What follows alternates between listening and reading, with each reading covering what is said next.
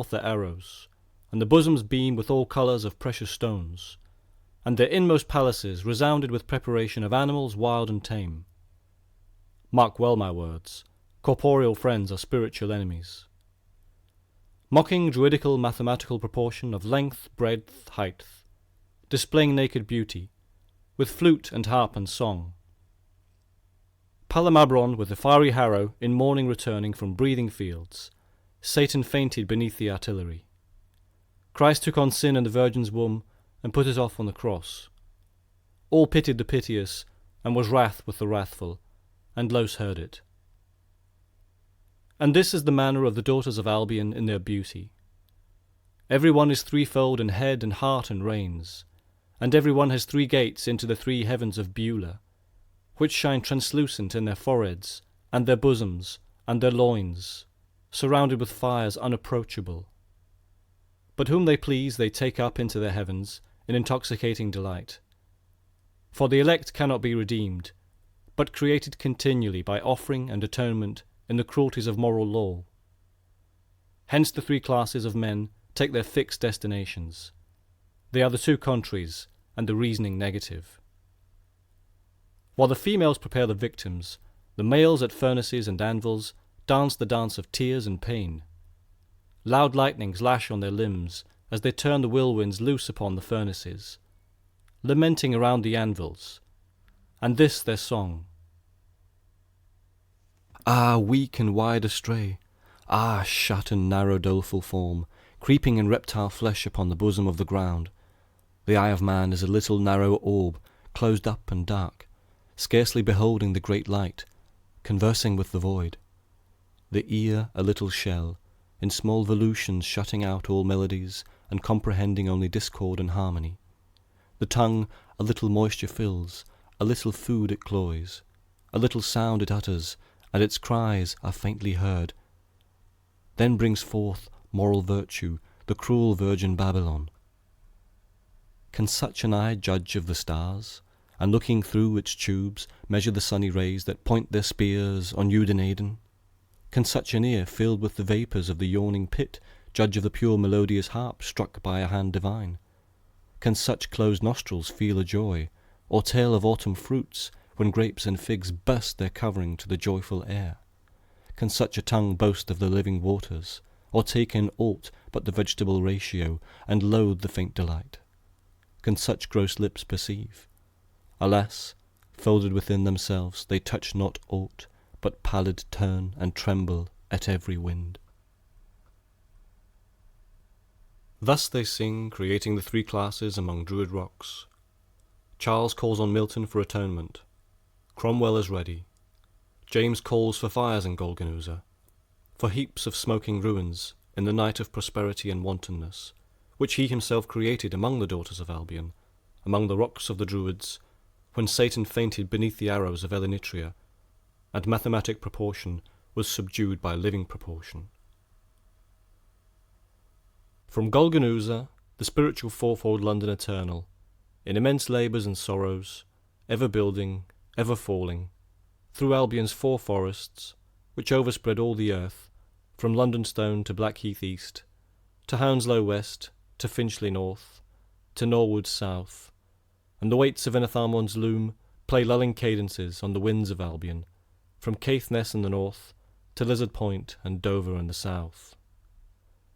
Loud sounds the hammer of Los, and loud his bellows is heard, before London to Hampstead's breadths and Highgate's heights, to Stratford and Old Bow, and across to the gardens of Kensington, on Tyburn's brook.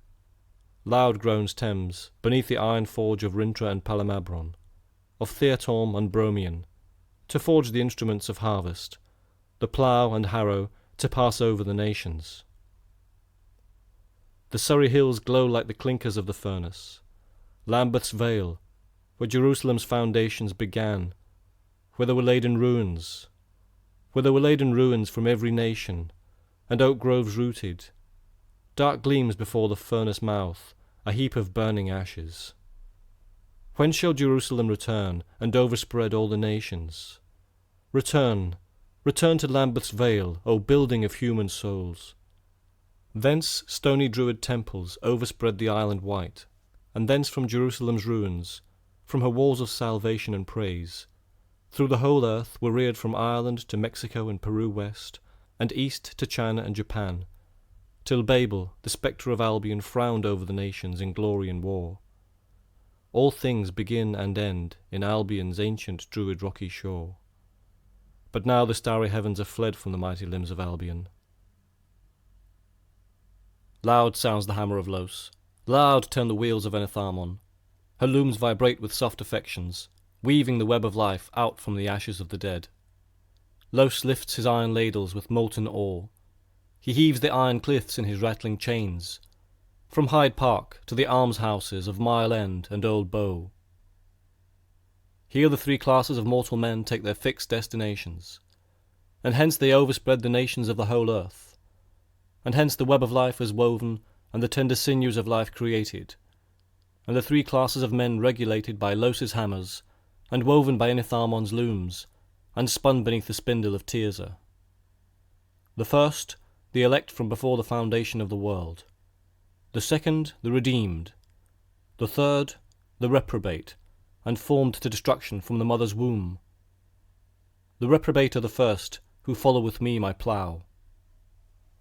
Of the first class was Satan. With incomparable mildness, his primitive tyrannical attempts on Los. With most endearing love, he soft entreated Los to give to him Palamabron's station. For Palamabron returned with labour wearied every evening. Palamabron oft refused, and as often Satan offered his service, till by repeated offers and repeated entreaties, Los gave to him the harrow of the Almighty. Alas, blamable, Palamabron feared to be angry, lest Satan should accuse him of ingratitude, and Los believed the accusation through Satan's extreme mildness. Satan laboured all day. It was 1,000 years.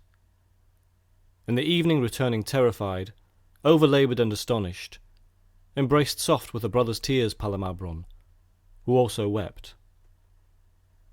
Mark well my words, they are of your eternal salvation. Next morning Palamabron rose. The horses of the harrow were maddened with tormenting fury, and the servants of the harrow, the gnomes, accused Satan with indignation, fury, and fire.